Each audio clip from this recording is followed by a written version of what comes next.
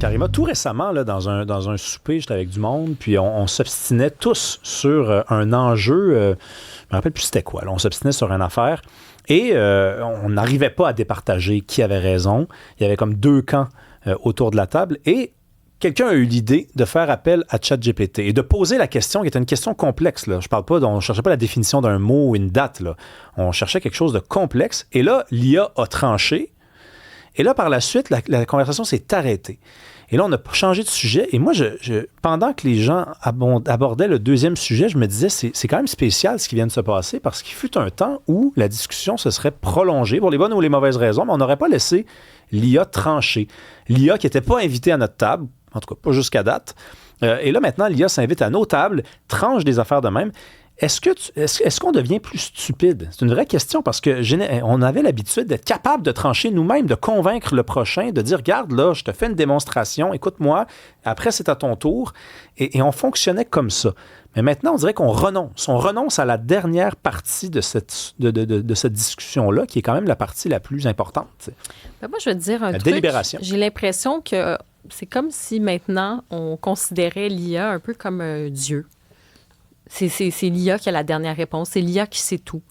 On confie ce rôle-là. Tu sais, c'est comme l'entité de plus dans la pièce. Tu sais, on va faire, tu as mentionné, c'est une scène qui peut sembler banale, mais elle est vertigineuse parce qu'elle montre, c'est vraiment la prochaine étape. Moi, je pense qu'on est dans un changement profond de société où finalement, c'est pas tes convives à table. Vous avez donné le dernier mot à l'IA. Tu sais, il y a quelque chose de vertigineux là-dedans. Oui, il y a quelque chose de vertigineux. Puis moi, il y a David Proulx, qui est très connu ici à Cube, là, qui est dans l'émission de Benoît Dutrisac. J'étais déjà allé manger avec lui. Puis lui, évidemment, il est pro-IA. Là, c'est un apôtre de l'IA. Là. Et je lui disais, il y a quand même quelque chose de dommage, parce qu'il fut un temps où, autour d'une table, si quelqu'un avait une autorité en matière de savoir, quelqu'un avait une expertise, ben, cette personne-là était écoutée et avait le dernier mot.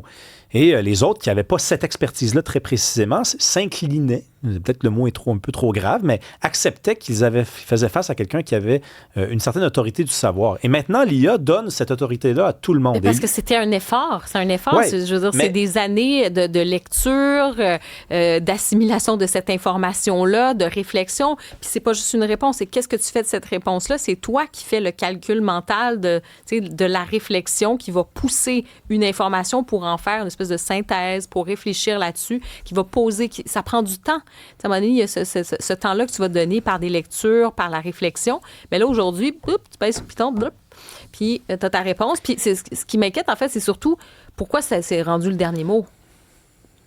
Qu'est-ce qu'il y a après, si c'est ça le dernier mot? C'est sûr. Tu sais, mettons, dans le temps où on allait dans un dictionnaire, il y avait quand même la notion de dernier mot. C'est-à-dire que là, on avait la définition, puis la discussion pouvait changer de direction. Mais David Proulx, parce que David Proulx, quand je lui avais dit ça, m'avait répondu, Rémi, c'est un discours élitiste que tu me sers. Et ça se tenait ce qu'il me disait. Parce qu'il disait, oui, mais l'élitisme Oui, mais carrément, parce qu'il disait, dans le temps, avant l'imprimante, il n'y avait que les gens qui avaient des livres manuscrits qui avaient accès aux livres. Et un jour, l'imprimante est arrivée, ça a donné accès au savoir à tout le monde. Donc, il dit, les gens qui s'opposent à l'IA aujourd'hui, sous le prétexte qu'il y a quelque chose tel que l'autorité du savoir, ce sont les mêmes qui sont en train de nous dire d'une certaine façon, c'est pas tout le monde qui devrait avoir accès. Oui, tu la connais? Je connais cette théorie. Tu y crois pas? Non, c'est-à-dire que... Elle existe au moins. Non, mais l'affaire de l'élitisme, je suis d'accord, oui, il y a quelque chose d'élitisme, parce que ça demande un effort, des ressources. Peut-être que c'est pas tout le monde qui a accès à ces ressources-là pour être capable d'étudier longtemps, pour lire, pour avoir du temps de libre pour faire ces choses-là. Il y a une question d'intelligence naturelle. Je veux dire, on peut avoir différents talents, d'intelligence émotionnelle, appelle-le comme tu veux. Mais oui, c'est pas réparti toujours également. Mais l'IA, en fait, c'est que même là, ça va aussi révéler ces certaines limites-là. C'est-à-dire, qu'est-ce que tu vas en faire? Comment tu vas poser tes questions? Tes références que tu vas avoir pour pousser plus loin. Donc, je pense qu'il reste quand même, ce côté-là ne sera jamais complètement égal. Ensuite, ça peut être un outil, de mon point de vue. C'est un outil, oui, pour aller plus loin. Mais je te dirais, même dans ces compétences-là par rapport à l'intelligence artificielle, ben il y a des gens qui vont savoir la créer, manipuler, créer des programmes, alors que d'autres vont juste subir ces algorithmes. Tu vois un peu? Donc, je pense que le côté élitisme ne va pas disparaître avec l'IA. C'est un autre outil. Va-t-on devenir plus stupide en raison de l'IA? C'est une question qu'on vous pose, un 8-7 Cube Radio. On la pose à François Fournier qui se joint à nous. Bonjour, François. Bonjour à vous deux. Toi, tu te demandes s'il ne va pas apparaître une sorte d'inégalité cognitive. C'est-à-dire, il y a des gens qui vont se référer de plus en plus à l'IA pour des choses de plus en plus simples. Et ça, c'est évident qu'il se passe quelque chose dans le cerveau. Alors, là, on arrête de faire... Il n'y a plus de sens critique. Et il y a les autres. Oui, mais dans l'exemple que tu donnais un peu personnel là, au début, je trouve que c'est intéressant. Tu disais, on s'obstine sur quelque chose, une discussion, ben, on demande à l'AI et bon, ça clôt la discussion. Je pense que si la nature de la conversation, c'est de s'obstiner sur un fait précis, par exemple une date ou le nom d'un personnage, ben ça peut amener la discussion ailleurs et être un empêcher de tourner en rond finalement. Mais si c'est une réflexion de nature morale ou en tout cas qui relève de l'opinion, ben là on peut se faire prendre à utiliser l'AI pour se substituer à notre propre jugement. Et c'est tout ce qui est soulevé par l'étude en fait qui était faite par des chercheurs de l'université de la Pennsylvanie, donc qui est rapporté un peu dans les médias un petit peu partout. Et ce qu'on dit là-dedans, c'est qu'il y a un usage de l'AI qui est sain, qui est absolument sain. Et il y a un usage qui est malsain. Et ils ont fait une expérience, en gros, qui est assez fascinante. Ils ont mis des gens, ils ont fait faire des tests à des gens. Donc, dans un groupe, il y a des gens qui ont accès à l'AI, il y a des gens qui n'ont pas accès à l'intelligence artificielle. Et donc, au départ, les deux groupes sont composés de manière assez similaire. Donc, des gens de milieux semblables avec un degré d'intelligence normal. Donc, il n'y a pas de données aberrantes là-dedans. Et au départ, les deux groupes, donc, sont supposés théoriquement performer à peu près de manière similaire. Le groupe à qui on donne accès à l'intelligence artificielle très rapidement obtient des résultats évidemment meilleurs que ceux qui n'ont pas accès, par exemple dans la résolution de problèmes en mathématiques, etc. Mais il se passe quelque chose d'absolument fascinant. Lorsqu'on retire l'usage de l'intelligence artificielle au groupe à qui on l'avait donné, ces résultats chutent soudainement sous le niveau de celui du groupe qui n'y avait pas accès. Donc, c'est-à-dire que dans un premier temps, l'intelligence est décuplée. Donc, le groupe qui a accès à utiliser ChatGPT, utilisons cet exemple-là, c'est plus facile de comprendre, devient soudainement plus performant, est capable de répondre à plus de problèmes et devient beaucoup plus efficace très rapidement. Mais lorsqu'on lui dit « OK, parfait, je te l'enlève », il redevient soudainement plus mauvais que le groupe qui n'a jamais eu accès. Donc, c'est-à-dire, c'est comme s'il y a une dépréciation de la capacité cognitive des gens qui l'utilisent. Et ce qu'on explique dans cette étude-là, c'est que l'usage sain de l'intelligence artificielle, c'est de l'utiliser pour lui faire des choses que tu faisais déjà pas toi-même avant. C'est-à-dire, par exemple, quelqu'un qui est un avocat dans une firme ou quelqu'un qui fait du travail très, très poussé dans un domaine, il y a des recherchistes avec lui. Un usage sain de l'AI, ça peut être de dire, plutôt que d'engager un autre chercheur, je vais faire certaines recherches à l'intelligence artificielle pour faire par après ce que je faisais déjà. Mais si tu lui fais faire des tâches que tu faisais toi-même, là, il y a une perte de capacité, il y a une perte d'usage du sens critique, il y a une perte d'habitude à raisonner selon des problèmes complexes. Donc, ça peut être, mettons qu'on prend l'exemple d'animer à la radio, ça peut être très efficace d'utiliser l'intelligence artificielle pour dire « Hey, y a-tu déjà une étude qui a parlé de ce truc-là? J'aimerais le savoir rapidement. » Ben, tu peux avoir accès. Mais si tu lui dis « essaie de me trouver mes arguments pour mon émission d'aujourd'hui parce que je veux parler de ta, ben, au bout d'un certain temps, en fait, vous devenez complètement stupide. C'est ce que l'étude démontre. Ah ben c'est clair, ça devient qu'en fait, comme robotique, tu ne penses plus, tu répètes. Tu répètes ce qui a été pensé par quelqu'un d'autre, en l'occurrence ici, de l'intelligence artificielle. Donc, c'est presque ton mécanisme de faire des raisonnements, de faire des liens, de faire des déductions, de pousser pas ton imagination, mais toutes ces réflexions-là, ces calculs-là mentaux, quelque part, tu ne les fais plus. Oui, puis il y a quelque chose aussi d'absolument intéressant dans le dossier du Washington Post sur cette question-là. Il y avait un second article qui dément un peu la prétention, parce que ce qui est un peu sous-tendu avec l'usage de l'AI, c'est que c'est comme si c'était quelque chose de neutre.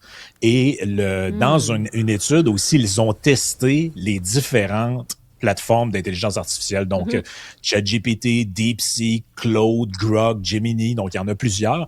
Et ils leur ont fait passer, dans le fond, ils ont utilisé les mêmes questions génériques pour demander les mêmes réponses, pour exiger des réponses à tous ces agents d'AI-là. Et ils ont découvert des choses quand même absolument fascinantes là-dessus. Lorsqu'on pose des questions de nature politique, par exemple à l'AI, si vous utilisez ChatGPT, 80% des arguments reliés aux questions que vous avez posées, donc dans les réponses, peuvent être qualifiés on dit left-leaning argument. Donc, des arguments s'apparentant plus à la gauche politique. Ouais, gauchisant, mettons.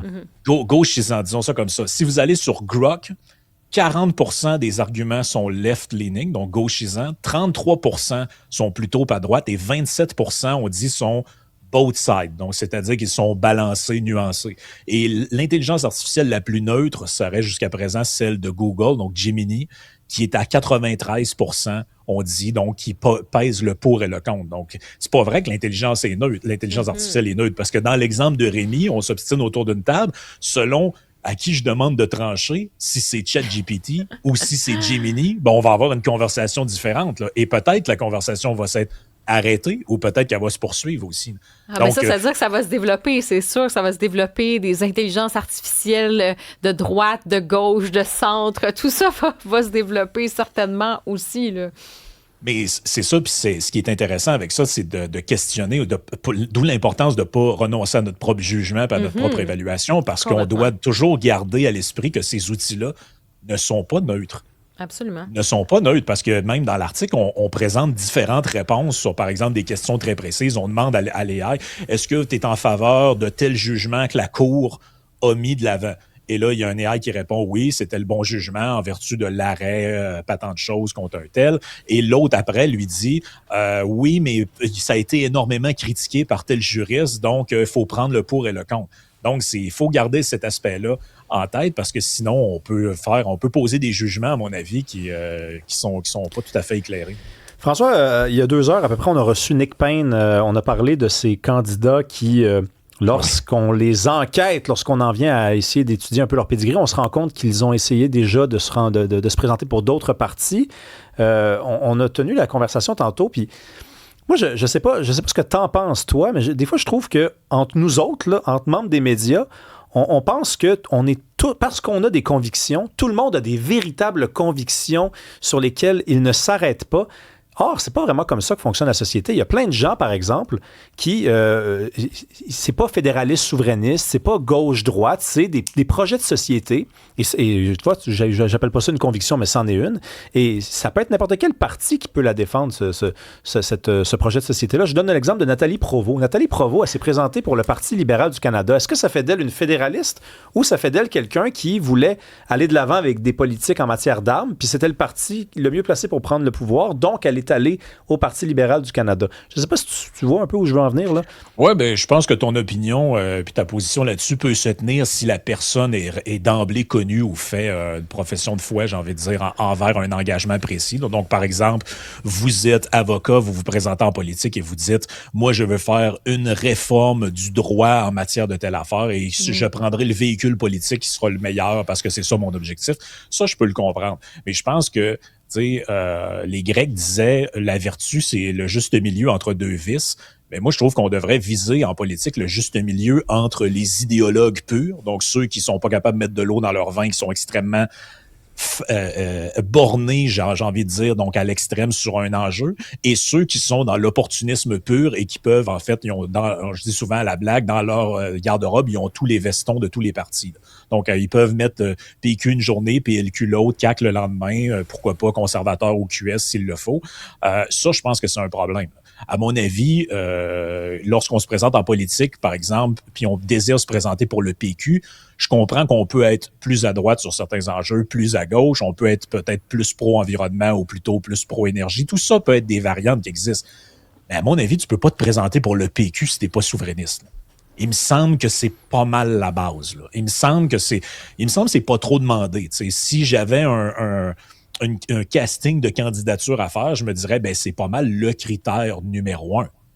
Au même titre que, par exemple, la CAQ avait dans ses engagements des affaires assez importantes comme la loi 21, par exemple, donc la laïcité. Je vois mal comment quelqu'un pourrait se présenter pour la CAQ en disant, ben moi, la laïcité, je crois pas à ça, ce concept-là. Pour moi, c'est pas un bon concept. Ouais, mais c'est quand même la proposition pas mal phare du parti. Donc, tu sais, je pense que c'est comme un juste milieu, là, mais à mon avis, là, on nage dans des eaux qui sont complètement incroyables. Là. Dans l'article dont on fait, dans le sujet auquel vous avez fait référence avec Nick Payne, donc de cette candidate qui, 2 jours avant d'annoncer sa candidature au PLQ, était encore listée pour pour briguer l'investiture d'un comté pour le Parti québécois. Il me semble que là, on est dans un autre cadre de figure qui se justifie pas, selon moi. Oui, puis des fois, je me dis, est-ce qu'on est un petit peu mou, tu sais, ici au Québec là-dessus? J'ai l'impression que, tu sais, mettons, je regarde en France, cette discussion-là n'aurait peut-être même pas lieu de cette façon-là. C'est comme si on disait, ben tu passes du Rassemblement national avec Marine Le Pen, puis là, tu t'en vas chez, je sais pas, moi, dans le bloc central avec les macronistes ou avec Jean-Luc Mélenchon. Tu sais, on dirait, ben voyons, il y a vraiment une différence. Alors qu'ici, est-ce que ça nous en dit plus sur nous, comme Québécois, sur nos attentes, notre cynisme peut-être à l'égard de la politique? Est-ce que ça en dit plus sur les partis politiques que peut-être ils sont pas si différents que ça? T'sais, peut-être que on est dans des partis, le vrai clivage souverainiste puis fédéraliste, mais peut-être que on est tous un peu centristes quelque part. Ou est-ce que ça en dit long sur ces individus, ces candidats qui seraient dans un calcul politique? Oui, ben, je pense que ça en dit quand même long sur le genre de personne qui, malheureusement, peut sentir l'appel de la politique. C'est-à-dire qu'on va y aller on va utiliser le véhicule qui est le plus susceptible de nous faire élire. Ça peut se comprendre d'un point de vue technique et de pure stratégie, mais à un moment donné, je pense que si t'es pas aligné minimalement avec certaines valeurs, ça devient rapidement problématique. L'autre point, c'est que la raison pour laquelle je suis un peu plus intraitable sur la question de souverainisme ou fédéraliste, c'est que c'est quand même l'enjeu qui a structuré la politique québécoise dans les 60 dernières années, 50-60 dernières années.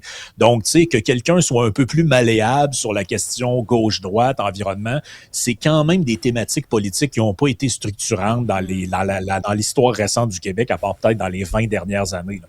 Donc, tu sais, c'est pas des concepts. Je pense qu'il y a peut-être beaucoup de Québécois que gauche-droite, c'est peut-être des notions qui sont un peu définies variablement. Là. Tu sais, ceux qui suivent plus la France vont avoir une version, ceux qui suivent plus les États-Unis, ceux qui sont plus apolitiques. Mais quand même, là, les oui et les non, c'est quand même quelque chose de structurant de la politique québécoise. Là, il me semble que si tu contemples l'idée de te présenter pour le PQ, mais tu n'es pas souverainiste, c'est quand même un sacré problème. Il y a peut-être un petit souci, effectivement. Donc, tu m'autorises, François, je l'ai bien compris, si un jour tu te présentes pour le NPD, à trouver ça comme inapproprié, mettons. Ouais, ça devrait être inapproprié. Si un jour je me présente pour le PQ, ben ce sera parce que j'aurais fait un commitment de souverainiste. Là, sinon, ça fait pas de sens. Il n'y a aucun sens là-dessus. Merci François Fournier, à demain. Salut. Bye bye. Merci.